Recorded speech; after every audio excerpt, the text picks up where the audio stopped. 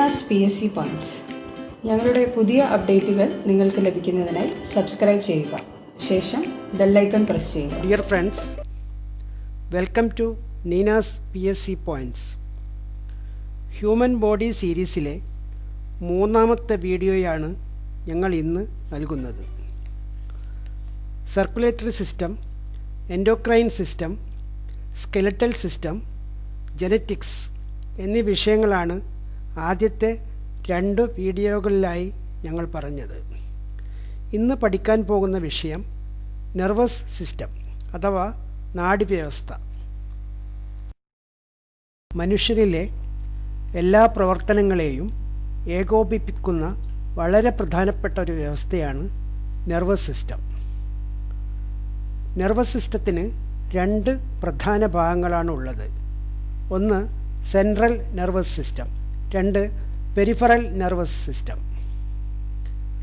Brain, spinal cord എന്നിവ അടങ്ങുന്നതാണ് central nervous system.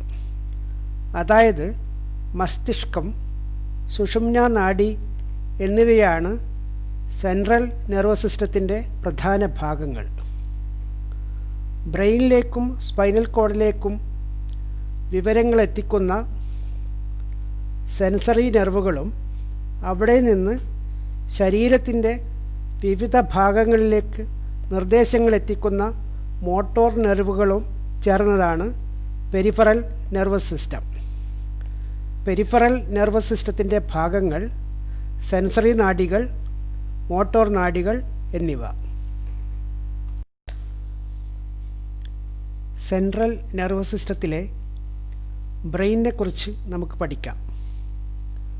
ബ്രെയിനിൻ്റെ പ്രധാന ഭാഗങ്ങൾ cerebrum, cerebellum, thalamus, hypothalamus, mid brain, pons, medulla oblongata എന്നിവയാണ്. ബ്രെയിൻ അഥവാ മസ്തിഷ്കത്തിൻ്റെ ഏകദേശ ഭാരം 1400 ഗ്രാം ആണ്. ബ്രെയിനിനെ അപകടങ്ങളിൽ നിന്നും ആഘാതങ്ങളിൽ നിന്നും രക്ഷിക്കാനായി ക്രേനിയം, മെനിഞ്ചസ് എന്നിങ്ങനെ ശക്തമായ 2 കവചങ്ങളുണ്ട്. ബ്രെയിനിനെ പൊതിഞ്ഞു സൂക്ഷിക്കുന്ന അസ്ഥികൾ കൊണ്ടുള്ള പേടകമായ ക്രേനിയം അഥവാ കപാലമാണ് ഏറ്റവും പുറത്ത്. 8 ക്രാനിയൽ ബോൺസ് ഉണ്ട് എന്ന് അസ്ഥിവ്യവസ്ഥയിൽ നമ്മൾ പഠിച്ചത് ഓർക്കുക. അടുത്ത സംരക്ഷണ കവചമായ മെനിഞ്ചസ് ക്രേനിയത്തിൻ്റെ താഴെയായിട്ടാണ് ഉള്ളത്. 3 ലെയറുകൾ അഥവാ പാളികൾ മെനിഞ്ചസിലുണ്ട്. ഈ പാളികൾക്കുള്ളിൽ സെറിബ്രോസ്പൈനൽ ദ്രാവകമുള്ളതിനാൽ ആഘാതങ്ങളിൽ നിന്ന് മസ്തിഷ്കത്തിന് നല്ല സംരക്ഷണം നൽകാൻ മെനിഞ്ചസിന് കഴിയുന്നു. ക്രേനിയത്തിന് പുറമേയും കട്ടിയുള്ള ചർമ്മം കൊണ്ടുള്ള ആവരണമുണ്ട്. അതാണ് സ്കാൽപ്പ്. സ്കാൽപ്പിലാണ് മുടി വളരുന്നത്.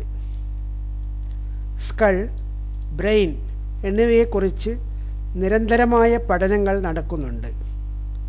സ്കൾ, ബ്രെയിൻ എന്നിവയുടെ പഠനമാണ് ഫ്രെനോളജി. നെർവസ് സിസ്റ്റത്തെക്കുറിച്ചുള്ള പഠനം ന്യൂറോളജി. അടുത്തതായി ബ്രെയിനിൻ്റെ ഓരോ ഭാഗത്തെക്കുറിച്ചും നമുക്ക് പഠിച്ചു തുടങ്ങാം.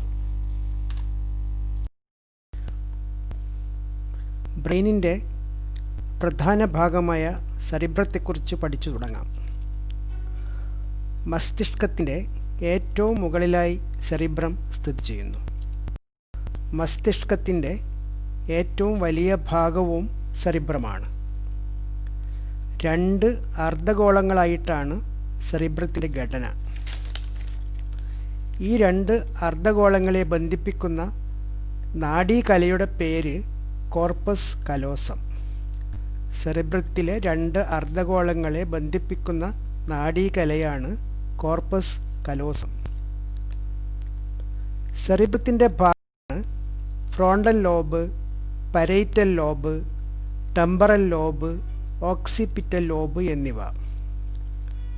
ഫ്രോണ്ടൽ ലോബ് ബുദ്ധിയുടെയും ചിന്തയുടെയും കേന്ദ്രമാണ്. പരൈറ്റൽ ലോബ് ജ്ഞാനേന്ദ്രിയങ്ങളെ, അതിൻ്റെ പ്രവർത്തനങ്ങളെ ഏകോപിപ്പിക്കും.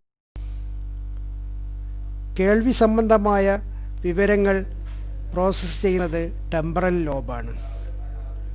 കാഴ്ച സംബന്ധമായ വിവരങ്ങൾ പ്രോസസ്സ് ചെയ്യുന്നത് ഓക്സിപിറ്റൽ ലോബ് ആണ്. എല്ലാ വളണ്ടറി ആക്ഷൻ്റെയും അഥവാ ഐച്ഛിക പ്രവർത്തനങ്ങളുടെയും കേന്ദ്രമാണ് സെറിബ്രം. ബുദ്ധി, ഓർമ്മ, ചിന്ത, ഭാവന, ബോധം, വിവേചനം എന്നിവയെല്ലാം നിയന്ത്രിക്കുന്നത് സെറിബ്രമാണ്. നമ്മുടെ ജ്ഞാനേന്ദ്രിയങ്ങളായ കണ്ണ്, മൂക്ക്, ചെവി, നാക്ക്, ത്വക്ക് എന്നിവയുടെ പ്രവർത്തനങ്ങൾ നിയന്ത്രിക്കുന്നതും സെറിബ്രമാണ്. സെറിബ്രത്തിലെ ബ്രോക്കസ് ഏരിയ എന്ന ഭാഗമാണ് സംസാരശേഷിയുടെ കേന്ദ്രം. സെറിബ്രത്തിലെ മറ്റൊരു ഭാഗമാണ് വെർണിക്സ് ഏരിയ. പരിചയമുള്ള വസ്തുക്കളുടെ പേരുകൾ കേൾക്കുമ്പോൾ അവയുടെ ചിത്രം നമ്മുടെ മനസ്സിൽ തെളിയുന്നത് വെർണിക്സ് ഏരിയയുടെ പ്രവർത്തനം കൊണ്ടാണ്. സെറിബ്രത്തിൻ്റെ ധർമ്മങ്ങൾ കൂടി പറയാം. സെറിബ്രം ഐച്ഛിക പ്രവർത്തനങ്ങളെ നിയന്ത്രിക്കുന്നു. ബുദ്ധി, ഓർമ്മ, ചിന്ത തുടങ്ങിയവയുടെ കേന്ദ്രമാണ് സെറിബ്രം. നമ്മുടെ ജ്ഞാനേന്ദ്രിയങ്ങളുടെ പ്രവർത്തനം സെറിബ്രം നിയന്ത്രിക്കുന്നു. സെറിബ്രത്തിലെ ബ്രോക്കസ് ഏരിയ സംസാരശേഷിയുടെയും ഏരിയ വസ്തുക്കളുടെ പേര് കേൾക്കുമ്പോൾ അവയുടെ ചിത്രം മനസ്സിലെത്തിക്കുന്നതിൻ്റെയും കേന്ദ്രമാണ്. അടുത്തതായി സെറിബെല്ലം. മസ്തിഷ്കത്തിൻ്റെ ഏറ്റവും വലിയ ഭാഗം സെറിബ്രമാണ് പഠിച്ചു കഴിഞ്ഞു. എന്നാൽ വലുപ്പത്തിൽ രണ്ടാം സ്ഥാനമുള്ള ഭാഗം സെറിബെല്ലമാണ്. സെറിബെല്ലം എന്ന ലാറ്റിൻ പദത്തിൻ്റെ അർത്ഥം ലിറ്റിൽ ബ്രെയിൻ എന്നാണ്. അതിനാൽ ലിറ്റിൽ ബ്രെയിൻ എന്നും സെറിബെല്ലം അറിയപ്പെടുന്നു. ശരീരം ചലിപ്പിക്കുന്ന സമയത്ത് പേശികളുടെ പ്രവർത്തനം ഏകോപിപ്പിക്കുന്ന പ്രധാനമായ ധർമ്മം നിർവഹിക്കുന്നത് സെറിബെല്ലമാണ്. ശരീരത്തിൻ്റെ ബാലൻസ് അഥവാ തുലന നിലയുടെ നിയന്ത്രണം സെറിബെല്ലത്തിനാണ്. മദ്യം ബാധിക്കുന്ന തലച്ചോറിൻ്റെ ഭാഗം സെറിബെല്ലമാണ്. അതിനാൽ തന്നെ മദ്യം കഴിച്ചാൽ സെറിബെല്ലത്തിൻ്റെ പ്രവൃത്തികൾ മന്ദീഭവിക്കുന്നു. അതായത് സെറിബെല്ലത്തിൻ്റെ ധർമ്മങ്ങളായ പേശികളുടെ പ്രവർത്തനം, ശരീരത്തിൻ്റെ തുലനനില എന്നിവയെല്ലാം താളം തെറ്റുന്നു.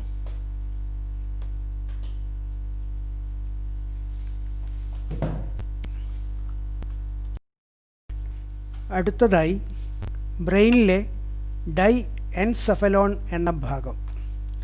ഈ ഭാഗത്താണ് തലാമസ്, ഹൈപ്പോതലാമസ്, എപ്പിതലാമസ്, പെരിതലാമസ് തുടങ്ങിയ ഭാഗങ്ങൾ. നമ്മൾ ഇവിടെ പഠിക്കുന്നത് തലാമസ്, ഹൈപ്പോതലാമസ് എന്നിവയാണ്. സെറിബ്രത്തിൻ്റെ തൊട്ടു താഴെ സെറിബ്രൽ കോർട്ടക്സിൻ്റെയും മിഡ് ബ്രെയിനിൻ്റെയും ഇടയിലായിട്ടാണ് തലാമസ് സ്ഥിതി ചെയ്യുന്നത്. തലാമസിൻ്റെ പ്രധാന ധർമ്മം സെറിബ്രൽ കോർട്ടക്സിലേക്ക് വരുന്ന മോട്ടോർ സിഗ്നലുകൾ, സെൻസറി സിഗ്നലുകൾ എന്നിവയെ പുനഃപ്രസരണം ചെയ്യുക എന്നതാണ്. അതിനാൽ thalamus relay centre of brain എന്നും അറിയപ്പെടുന്നു. ഉറക്കം, ഉണർവ്, ജാഗ്രത ഇവയെ ക്രമീകരിക്കുന്നത് തലാമസാണ്. ഉറങ്ങുന്ന സമയത്ത് സെറിബ്രത്തിലേക്ക് വരുന്ന ആവേഗങ്ങളെ തടഞ്ഞ് ഉറക്കം സുഖകരമാക്കാൻ പ്രവർത്തിക്കുന്നത് തലാമസാണ്. വേദനാസംഹാരികൾ കഴിച്ചാൽ അത് ബാധിക്കുന്ന ഭാഗവും തലാമസാണ്. അടുത്തതായി ഹൈപ്പോതലാമസ്. തലാമസിൻ്റെ താഴെയാണ് ഹൈപ്പോതലാമസിൻ്റെ സ്ഥാനം. ശരീരത്തിലെ ചൂട്, ശരീരത്തിലെ ജലത്തിൻ്റെ അളവ് എന്നിവയുടെ നിയന്ത്രണം ഹൈപ്പോതലാമസിനാണ്. അതിനാൽ ഹൈപ്പോതലാമസിനെ thermo regulatory centre of brain എന്നും വിശേഷിപ്പിക്കാറുണ്ട്. വിശപ്പ്, ദാഹം, ലൈംഗികാസക്തി എന്നിവ നിയന്ത്രിക്കുന്നത് ഹൈപ്പോതലാമസ് ആണ്. രക്തത്തിലെ ഘടകങ്ങൾ നോർമലാക്കാൻ സഹായിക്കുന്നതും ഹൈപ്പോതലാമസ് ആണ്. ഹൈപ്പോതലാമസ് ഒരു എൻഡോക്രൈൻ ഗ്രന്ഥിയും കൂടിയാണ്. ഹൈപ്പോതലാമസ് ഉണ്ടാക്കുന്ന പ്രധാന ഹോർമോണുകൾ വാസോപ്രസിൻ, ഓക്സിറ്റോസിൻ എന്നിവയാണ്. ഓർക്കുക, thermo regulatory centre of brain എന്നറിയപ്പെടുന്നത് hypothalamus, relay centre of brain എന്ന് വിശേഷിപ്പിക്കപ്പെടുന്നത് തലാമസ്. അടുത്തതായി വരുന്നത് ബ്രെയിൻ സ്റ്റം. ബ്രെയിൻ സ്റ്റമ്മിലാണ് mid brain, pons, medulla oblongata എന്നിവ. ബ്രെയിൻ സ്റ്റം അഥവാ മസ്തിഷ്ക കാണ്ഡത്തിൻ്റെ ഏറ്റവും മുകളിലാണ് മിഡ് ബ്രെയിൻ. കാഴ്ച, കേൾവി, ഉറക്കം തുടങ്ങിയവയിലെ റിഫ്ലക്സ് ആക്ഷന് സഹായിക്കുന്നത് മിഡ് ബ്രെയിൻ. മിഡ് ബ്രെയിൻ്റെ അടുത്തായി കാണപ്പെടുന്ന ഭാഗം പോൺസ്. രുചിക്കൽ, ചവക്കൽ, ഉമിനീർ എന്നിവയിലെ റിഫ്ലക്സ് ആക്ഷനിൽ സഹായിക്കുന്നത് പോൺസ് ആണ്. മിഡ് ബ്രെയിനിൻ്റെ ഏറ്റവും താഴെയുള്ള ഭാഗമാണ് മെഡുല ഒബ്ലോംഗാറ്റ. ശരീരത്തിലെ പ്രവർത്തനങ്ങളെ നിയന്ത്രിക്കുന്നത് സെറിബ്രമാണെന്ന് നമുക്കറിയാം. എന്നാൽ ശരീരത്തിലെ അനൈച്ഛിക പ്രവർത്തനങ്ങളെ, ഇൻവോളണ്ടറി ആക്ഷനെ നിയന്ത്രിക്കുന്നത് മെഡുല ഒബ്ലോംഗാറ്റയാണ്. അനൈച്ഛിക പ്രവർത്തനങ്ങളായ ഹൃദയമിടിപ്പ്, ശ്വസനനിരക്ക് എന്നിവയുടെ നിയന്ത്രണ കേന്ദ്രം മെഡുല ഒബ്ലോംഗാറ്റ. ചുമ, തുമ്മൽ, ഛർദി എന്നിവ നിയന്ത്രിക്കുന്നതും മെഡുല ഒബ്ലോംഗാറ്റയാണ്. സ്പൈനൽ കോഡ് അഥവാ സുഷുമ്നാ നാഡി മെഡുല ഒബ്ലോംഗാറ്റയുടെ തുടർച്ചയായി താഴോട്ടുള്ള ഭാഗമാണ് സ്പൈനൽ കോഡ്. മസ്തിഷ്കത്തിനും ശരീരത്തിലെ നാഡികൾക്കും കണ്ണിയാണ് സ്പൈനൽ കോഡ്. മെഡുല ഒബ്ലോംഗാറ്റ മുതൽ നട്ടെല്ലിലെ ലംബാർ ഭാഗം വരെ നീണ്ടു കിടക്കുന്ന നാഡിയാണ് സ്പൈനൽ കോഡ്. സെറിബ്രോ സ്പൈനൽ ദ്രാവകം നിറഞ്ഞ നട്ടെല്ലിൻ്റെ ഉള്ളിലെ കനാലിലാണ് സ്പൈനൽ കോഡിൻ്റെ സ്ഥാനം. ശരീരത്തിൻ്റെ വിവിധ ഭാഗങ്ങളിൽ നിന്ന് സെൻസറി നാഡികൾ വഴി എത്തിച്ചു കിട്ടുന്ന വിവരങ്ങൾ സെറിബ്രൽ കോർട്ടക്സിലേക്ക് എത്തിക്കുന്നത് സ്പൈനൽ കോഡാണ്. മോട്ടോർ നാഡികൾ വഴി ശരീരത്തിൻ്റെ വിവിധ ഭാഗങ്ങളിലേക്ക് സിഗ്നലുകൾ എത്തിക്കുന്നതും സ്പൈനൽ കോഡാണ്. റിഫ്ലക്സ് പ്രവർത്തനങ്ങളിലും സ്പൈനൽ കോഡ് വലിയ പങ്ക് വഹിക്കുന്നുണ്ട്.